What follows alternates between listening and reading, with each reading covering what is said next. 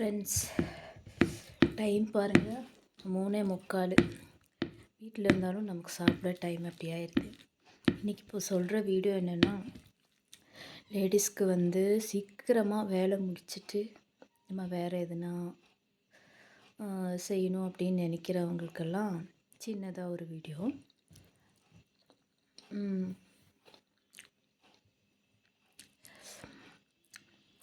ஹஸ்பண்டெல்லாம் சொல்லுவாங்க, நீ வீட்டில் தானே இருக்க, உனக்கு என்ன கஷ்டம் அப்படின்னு.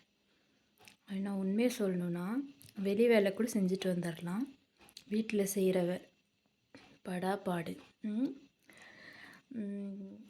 அதை எப்படியெல்லாம் ஈஸியாக செய்யலான்றதுக்கு தான் இன்றைக்கி ஒரு வீடியோ. ஃபஸ்ட்டு சமையல்லேருந்து போயிடுவோம். சமையல் நம்ம செய்கிறது ஒரு நாளைக்கு முன்னாடியே நம்ம பிளான் பண்ணி வச்சுக்கணும்.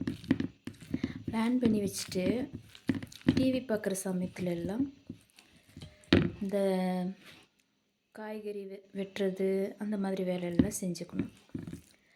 அதுக்கப்புறம் அதே போல் மாவாட்டுறதுமே நம்ம அரிசியை வச்சு விட்டுட்டோம்னா சாப்பாடு ஒரு பக்கம் ஆகிட்டுருக்கும், மாவு ஒரு பக்கம் ஆடிட்டுருக்கும். சாப்பாடு செஞ்சு முடிச்சுட்டு நம்ம போய் மாவாட்டும் போது அதுக்கு கொஞ்சம் டைம் வேஸ்ட் ஆகும்.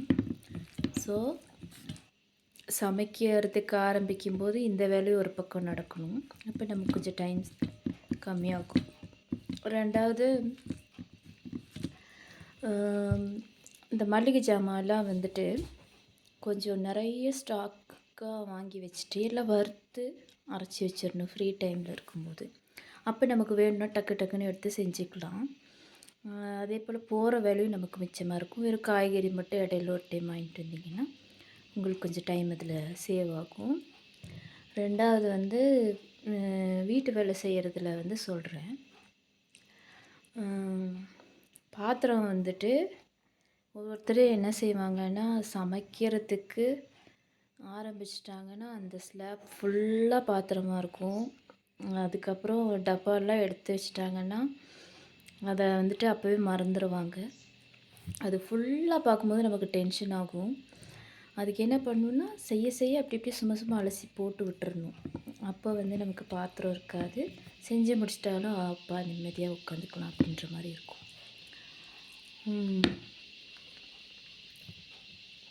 அதே போல் துவைக்கிறது ஃபஸ்ட்டு துவைக்கிறதுக்கு எதனா இருந்துச்சுன்னா ஃபஸ்ட்டே ஊற போட்டு ஒரு அரை மணி நேரத்தில் ஊறுற மாதிரி வச்சிட்டோம்னா அதுக்கப்புறம் டக்கு டக்குன்னு எடுத்து துவைச்சிடலாம். ரொம்ப துணியெல்லாம் சேர்த்தி வச்சுட்டு துவைக்கும் போது நமக்கு அது ஃபுல்லாக துவைச்சி எடுக்கிறதுக்கு டைம் ஆகும். ஸோ அப்பப்போ சேர்றது துவைச்சி எடுத்துக்கிட்டிங்கன்னா உங்களுக்கு அவ்வளோ டைம் செலவாகாது. அதே போல் இன்னும் வேறு என்ன,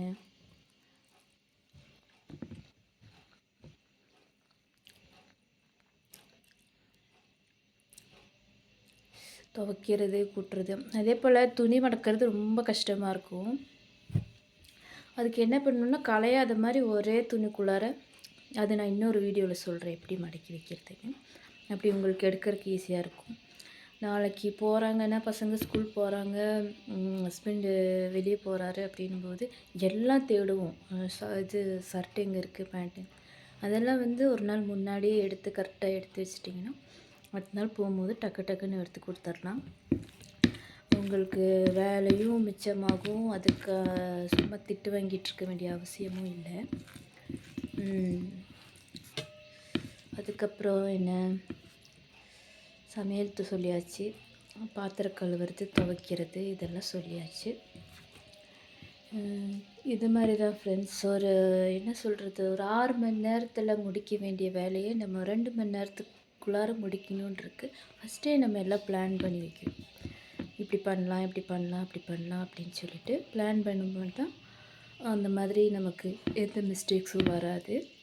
அதே போல் டைமும் நமக்கு சேவ் ஆகும். நம்ம வேறு எதுனா வேலை செய்யலாம்.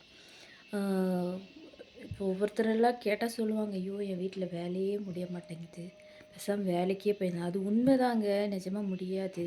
வீட்டு வேலையை பொறுத்த வரைக்கும் நம்ம எவ்வளோ செய்கிறோமோ செய்ய செய்ய தீரவே தீராது. ஸோ அது கொஞ்ச நேரத்தில் எல்லாமே பிளான் பண்ணி வச்சுட்டு இப்போ மாவு ஆட்டுறீங்க, நாளைக்கு தோசையா இன்றைக்கே பிளான் பண்ணிவிட்டு என்ன பண்ணுவேன். அதே போல் சப்பாத்தி சுடணுன்னா ராத்திரியே கொஞ்சம் மாவு பிசைஞ்சு வச்சு ஃப்ரிட்ஜில் வச்சு விட்டிங்கன்னா நான் காலையில் எழுந்திரிக்கும்போது அது இன்னும் சாஃப்டாயிடும், சீக்கிரம் டக்கு டக்குன்னு எடுத்து சுட்டு சாப்பிட்டுக்கலாம். ரெண்டாவது வந்து அதே போல் உப்பு மாவெல்லாம் வந்து நம்ம ரவை வறுத்து வச்சிட்டோம்னா அப்போது ஃப்ரீ டைமில் நம்ம வறுத்து ஒரு டப்பாவில் எடுத்து வச்சிட்டோம்னா அதுக்கப்புறம் வேணுங்கும் போது நம்ம டக்கு டக்குன்னு எடுத்து செஞ்சுக்கலாம். அதே போல் கருவேப்பிலெல்லாம் எடுத்து வச்சுக்கணும்.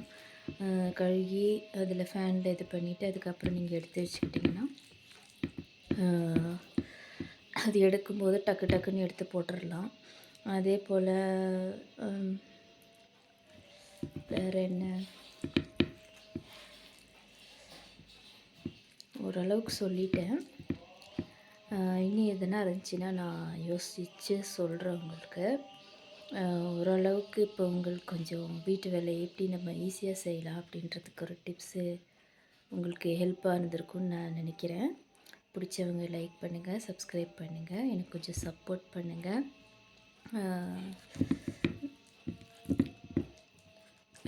நிறைய சப்ஸ்கிரைப் அப்படியே ஹை ஆகும், அது அப்படியே டவுன் ஆயிடுது. என்ன ரீசன்னு எனக்கும் தெரிய மாட்டேங்குது. அதுவும் கமெண்ட்டில் சொல்லுங்கள். வேறு என்ன, அவ்வளோதான் ஃப்ரெண்ட்ஸ். தேங்க்யூ.